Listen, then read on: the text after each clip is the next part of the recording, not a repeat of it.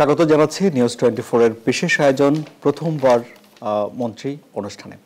আপনারা জানেন আজকে প্রধানমন্ত্রীর নেতৃত্বে মন্ত্রী পরিষদের সব সদস্যরা টুঙ্গিপাড়ায় গেছেন। সেখানে জাতির জনক বঙ্গবন্ধু শেখ মুজিবুর রহমানের মাজার জিয়ারত করেছেন তারা। ফলে আজকে যারা প্রথমবার মন্ত্রী হয়েছিলেন তাদেরকেও আমাদের সঙ্গে নেই।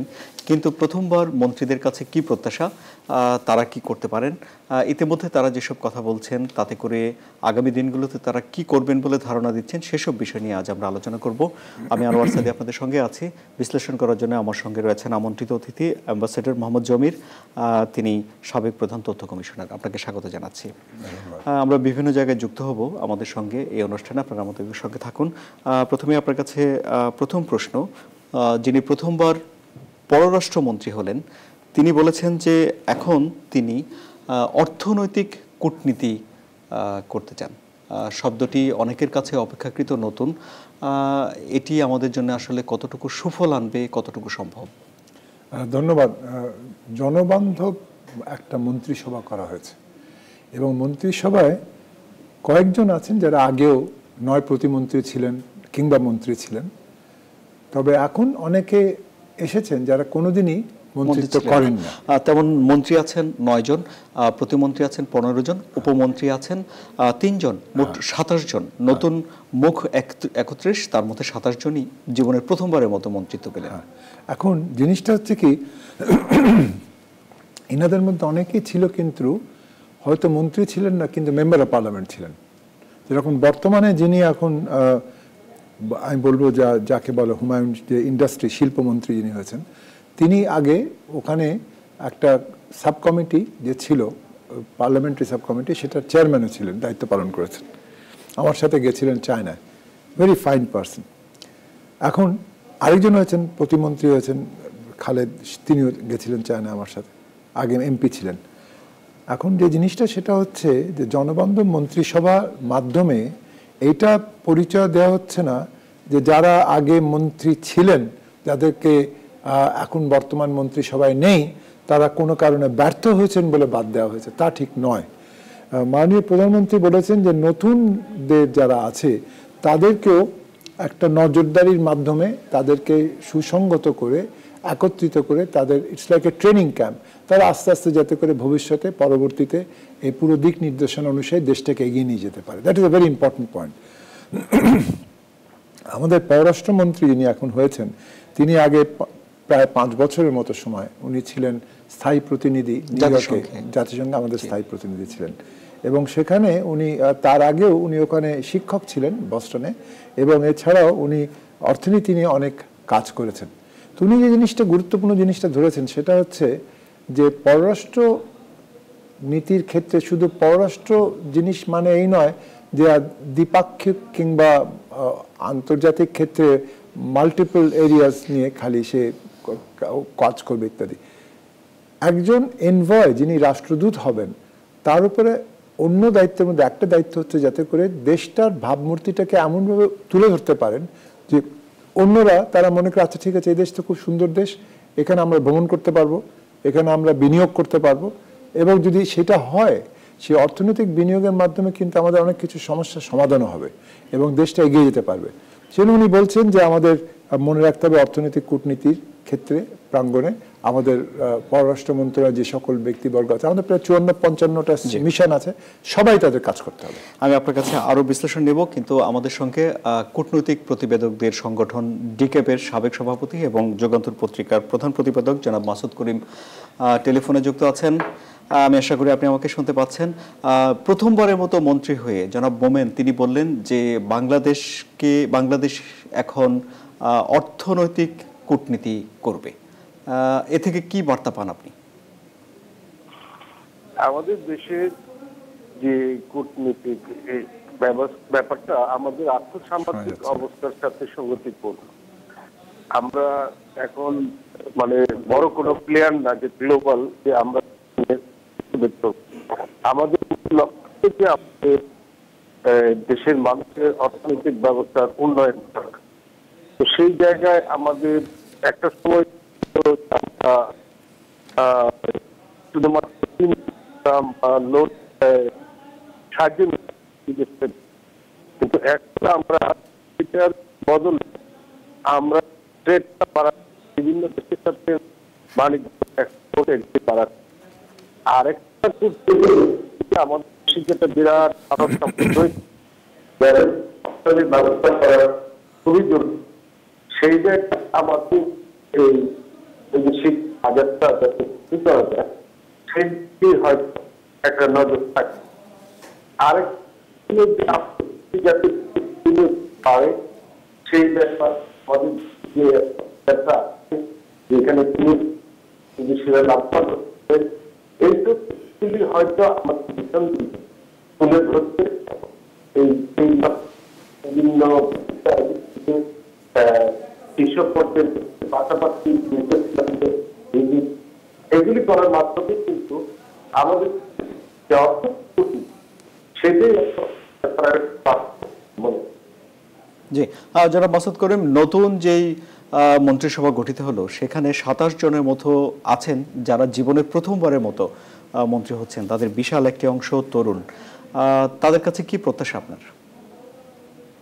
তাদের কাছে আমার প্রত্যাশা হলো যে আমাদের দেশটা অর্থনৈতিকভাবে মনে করেন উন্নতি করেছে। যেমন ধরেন 6% মতো গত 10 বছর ধরে গ্রোথ আছে। আমাদের আমাদের উন্নতি আছে, কিন্তু আশা করব আমাদের যে মূল চ্যালেঞ্জ আছে বিশেষ করে দুর্নীতিমুক্ত একটা করা বড় লক্ষ্য, সেই জায়গায় যাওয়া না একটা সত্যতা মানে নিয়ে আসে যাতে তারা সেটা ধরে রাখতে পারে। তো আমরা আমি মনে করি যে ওনারা বলে আমরা আমাদের আরেকটা থাকবে যে আমাদের সমাজে নিরাপদ ব্যাপার মানে আইন শৃঙ্খলা পরিস্থিতি সেইগুলিকে যাতে আমরা উন্নতি করতে পারি, সেই জায়গায় আমাদের সংসদ সদস্যরা নতুন এবং যারা মন্ত্রী হচ্ছে নতুন তারা একটা আধুনিক আউটলুকের হিসেবে কাজ করবে। বিশেষ করে এখনকার যুগে যেভাবে ডিজিটাল হচ্ছে এবং অন্যান্য দেশে যেভাবে উন্নতি করছে সেটার সঙ্গে যাতে তাল মেলাতে পারেন, সেজন্য নতুন পেশার যারা মন্ত্রী হয়েছেন তারা সেই জায়গায় কাজ করবে। আরেকটা আমরা বলবো যে আমাদের দেশটা অর্থনৈতিক উন্নতি করলেও আমাদের যেটা বড় সমস্যা যে বৈষম্যটা কমানো, সেই জায়গায় নতুন মন্ত্রীরা কাজ করবেন যাতে গরিব মানুষ গরিব না থাকে। জি, জনাব মাসুদ করিম, আপনাকে অনেক ধন্যবাদ আমাদের সঙ্গে যুক্ত হওয়ার জন্য। আমরা একটা ছোট বিরতি নিই, বিরতি থেকে ফিরে এসে আরো বিশ্লেষণ আছে। আমাদের সঙ্গে রাষ্ট্রদূত মোহাম্মদ জমির আছেন, আপনারাও থাকুন সুপ্রিয় দর্শক।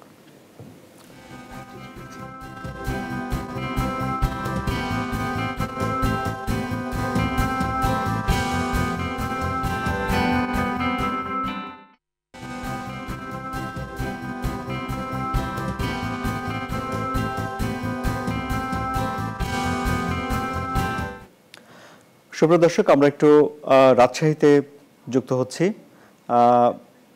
জি, আমরা রাজশাহীতে সেখানে আমাদের সহকর্মীরা আছেন। জনাব মোহাম্মদ জমির, তাহলে নতুন যারা মন্ত্রী হলেন এবং এই সরকার একটি নির্বাচনী ইশতেহার দিয়েছে এবং সেই ইশতেহারে তারা অঙ্গীকার করেছে যে আগামী 5 বছরে বাংলাদেশের জন্য তারা কি করবে। এখন নতুন যারা মন্ত্রী হলেন তারা কি সবাই এই ইশতেহারের ভেতরেই থাকবেন, নাকি তাদের যদি কোনো উদ্ভাবনী বিষয় থাকে, নতুন দেশের জন্য কিছু করার থাকে, সেগুলো তারা করবেন? অবশ্যই, কারণ এটা যেটা বলেছেন মাননীয় প্রধানমন্ত্রী যে নতুন প্রজন্মকে প্রস্তুত করতেই নতুন মন্ত্রিসভা করা হয়েছে। এবং এই কারণেই যদি কেউ কখন দেখে তৃণমূল পর্যায় থেকে যাদের নেওয়া হয়েছে বিভিন্ন আবার জেলাতে, যেখানে কোনো জেলা থেকে কোনোদিনই কেউ মন্ত্রী হয়নি তাদেরকে মন্ত্রী করা হয়েছে ওই জেলার থেকে, যে সার্বিক পরিবেশ অনুসারে যদি কেউ একজন দেখে যে না এই জিনিসটা ঘটছে, বিবর্তনের কারণে এটাকে এইভাবে সংশোধন করা প্রয়োজন, তখন সে তার দায়িত্বটা পালন করবে। এবং যে জিনিসটা হচ্ছে যে দায়িত্ব পালন করার সময় স্বচ্ছতার মাধ্যমে করবে, যাতে করে দায়বদ্ধতা থাকে। এবং দায়বদ্ধতা থাকলে তখন কিন্তু পেশাগত দক্ষতার সঙ্গে দায়বদ্ধতা যদি যোগ হয়, তখন অনেক সময় অনেক সমস্যা যেটা আগে কেউ ধরেনি কিংবা ধরতে চায়নি কিংবা ছুঁইতে চায়নি, সেগুলো ধরা পড়বে, ছোঁয়া হবে এবং সংশোধন করা হবে।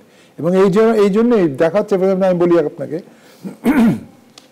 যে আমাদের নতুন যে, উনি অবশ্য নতুন নন, আগে পররাষ্ট্রমন্ত্রী ছিলেন, শিক্ষামন্ত্রী, তিনি বলেছেন যে শিক্ষার সাফল্য সুসংগত করা এবং তার মধ্যে এই যে কোয়েশ্চেন লিক হওয়ার ব্যাপারটা, এইটাকে অ্যাড্রেস করা এবং সংশোধন করা, this is a very important element.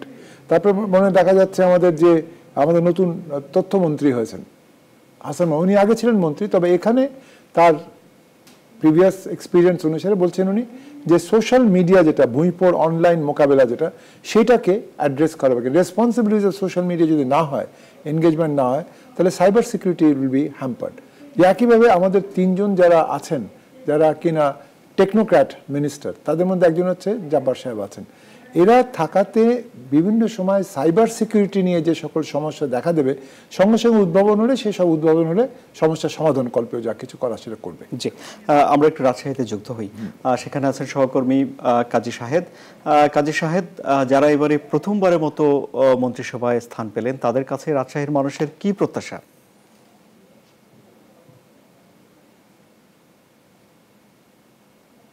ধন্যবাদ সাদি। কিছুদিন আগেই তো নতুন মন্ত্রিসভা গঠন হয়েছে। এই মন্ত্রিসভাতে যেহেতু নতুন মুখ বেশি, সেহেতু মানুষের প্রত্যাশাটা এদের কাছে একটু অনেকটাই বেশি।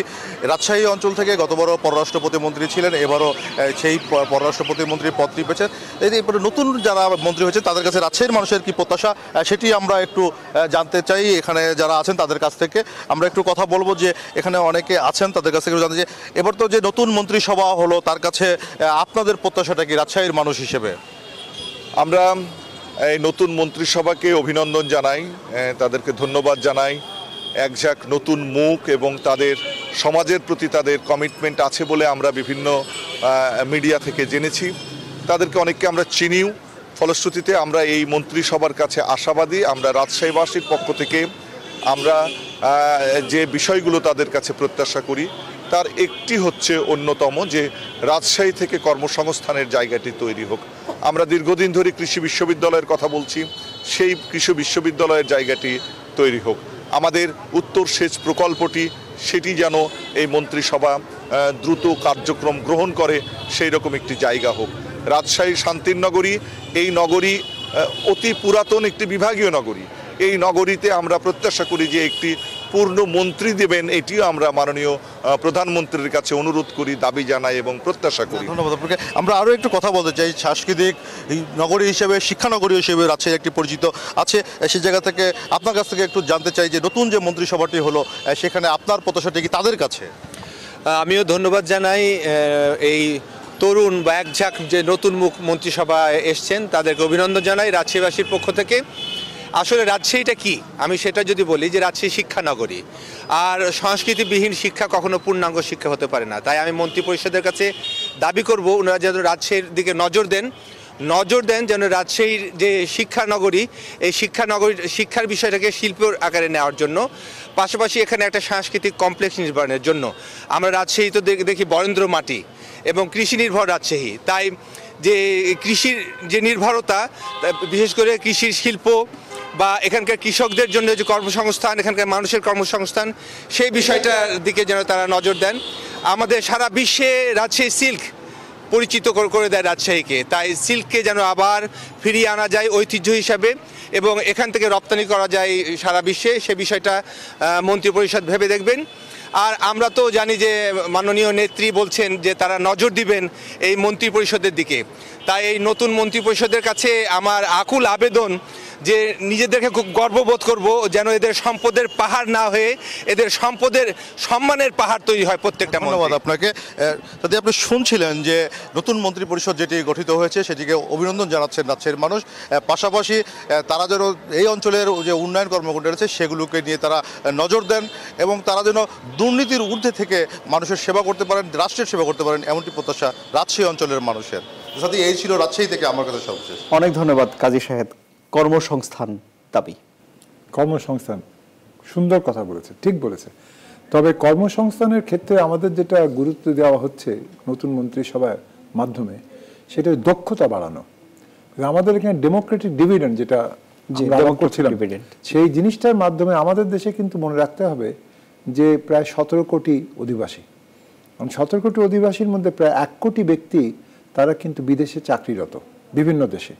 কিন্তু আমাদের যারা যাচ্ছেন বিদেশে, তারা more or less semi skilled এবং আনস্কিল্ড লেবার হিসেবে তারা কাজ করছে বিভিন্ন জায়গায়। যদি দক্ষতা অর্জন করতে পারতাম আমরা, তাহলে কিন্তু ফিলিপিন্সের মতো, শ্রীলঙ্কার মতো আমরা অনেক বেশি অর্জন করতে পারতাম, অনেক বেশি আমাদের বেতন পেয়ে তারা আমরা রেমিটেন্সও বাড়তো, এবং রেমিটেন্স বাড়লে অবশ্যই দেশের প্রতি সবার জন্য, জনগণের পক্ষে সবার জন্য একটা সুসংগত অবস্থা।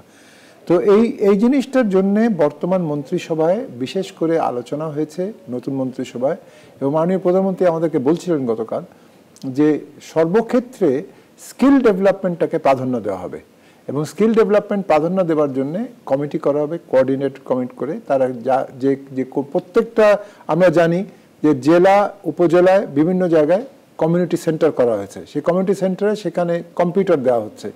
ছেলেমেয়েরা যারা শিক্ষারত আছে, যারা সেকেন্ডারি স্কুলে পড়ছে কি হায়ার সেকেন্ডারি স্কুলে, তাদেরকে কম্পিউটার শিক্ষা তাও দেওয়া হচ্ছে, ডিজিটাল শিক্ষা দেওয়া হচ্ছে, এবং এইটার মাধ্যমে সাইবার সিকিউরিটিটার উপরে এমফাসিস দেওয়া হচ্ছে যে তোমরা এটা শিখলে তোমরা সুদূরপ্রসারী হবে, বিশেষ করে ই কমার্সের ক্ষেত্রে। এবং ই কমার্সে যদি হয় তখন মাইক্রো এন্টারপ্রেনারশিপটা বাড়বে, এবং মাইক্রো এন্টারপ্রেনারশিপটা বাড়লে সঙ্গে সঙ্গে পৃথিবীর থেকে অনেকেই আসবে এই ব্যাপারে সাহায্য সহযোগিতা করতে। জি,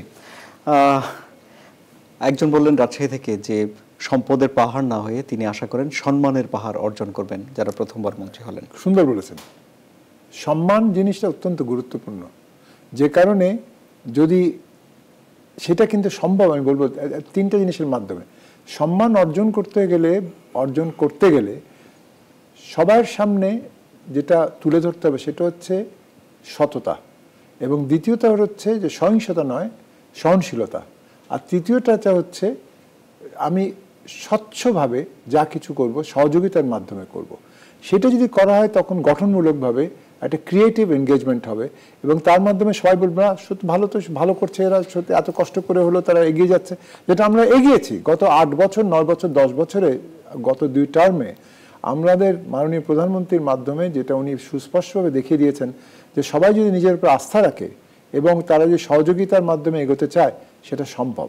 এবং এইটা করে দেখিয়েছি আমরা যে আজকে বর্তমানে মিলেনিয়াম ডেভেলপমেন্ট গোলস যে অর্জন হয়েছে আমাদের, এবং সাস্টেনেবল ডেভেলপমেন্ট গোল যেগুলো হচ্ছে SDG, সর্বক্ষেত্রে আমরা দেখছি বেশ কিছু জায়গায় ম্যাটার্নাল হেলথ কেয়ার, তারপরে চাইল্ড লিটারেসি, চিলড্রেন লিটারেসি, সব কিছু ব্যাপারে আমরা কিন্তু ভারতের থেকেও অনেক জায়গায় এগিয়ে আছি, এবং পাকিস্তানের থেকে তো অবশ্যই এগিয়ে আছি।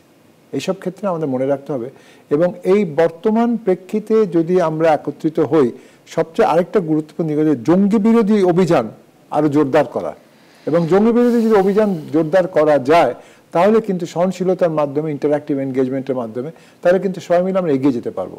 এটা there must be zero tolerance in this regard, এবং সেইটা মাননীয় প্রধানমন্ত্রী বারবার বলে এসেছেন, গতকালও বলেছেন, এবং সবাই সেটা কিন্তু একমত হয়েছে যে এটা করতে হবে।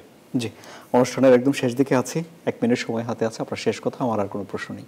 না, আপনাকে সেটা হচ্ছে আমি বলবো যে দুর্নীতি প্রতিরোধে দৃঢ়তা, এই জিনিসটা সবাই বলছে। এটা আমাদের যিনি আছেন বর্তমানে আমাদের ইন্ডাস্ট্রিজ মিনিস্টার হয়েছেন, তিনি বিশেষ করে বলেছেন, এবং আমি বিশ্বাস করি যে এই দৃঢ় প্রত্যয়ের সঙ্গে যদি এটা করা যায় তাহলে কিন্তু সামাজিক, আর্থসামাজিক ক্ষেত্রে, কৃষ্টিগত দিক থেকে সবাই তাহলে আমরা এগিয়ে যেতে পারবো, এবং দুর্নীতিকে যদি আমরা রোধ না করতে পারি, বধ না করতে পারি, তাহলে কিন্তু দেশ এগোবে না।